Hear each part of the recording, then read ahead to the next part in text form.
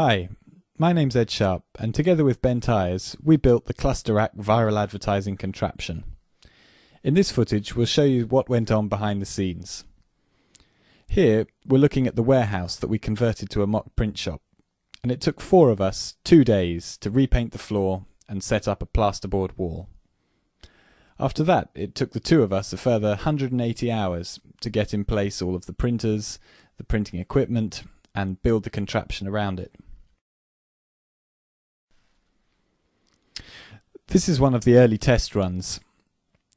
In building a contraption, you want to have the most reliable mechanisms at the end and the least reliable ones at the start, just in case they fail and lead to everything being reset. That's exactly what happened here, and in fact that stage with the ball rolling and the sellotape and the Pritt stick firing gave us a lot of grief. This area, which was technically the most complicated, was in fact pretty reliable, repeatable, and only suffered from a few random errors. In addition, when you've got a large mass that needs to be triggered by a very small force, you have to have a very sensitive trigger.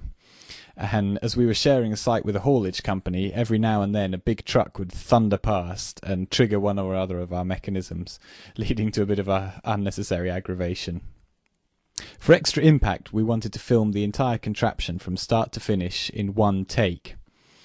And it took us 98 takes to get that one shot. We were very lucky. Had the clear-up van not been caught on the motorway, we wouldn't have got that final shot, and as it turned out, we only had 10 minutes to spare.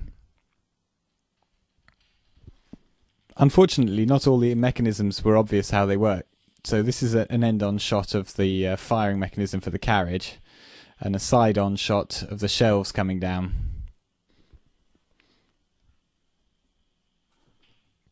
The tension in the nylon thread holding that wheelie chair back was enormous, and the chair itself had to be anchored to the ground by 3 carriage bolts. This whole mechanism was rather precarious, and we did actually have one of the nylon threads snap on one occasion, but thankfully the roll just landed on the Clustarack bang on. This is what it looks like after the 98th take, and the clean-up operation takes about half an hour, 45 minutes to get it back to its ready state. Thankfully the ink only fired on 9 or 10 occasions, so we didn't have too many major clear-ups on our hands. You have to be quite disciplined during the filming and say that if anything does go wrong, rather than just try it again and hope, you have to actually make a modification. I hope you enjoyed seeing the contraption from our perspective, and if you want to download the whole video, you can do so at clustarack.com. Bye for now.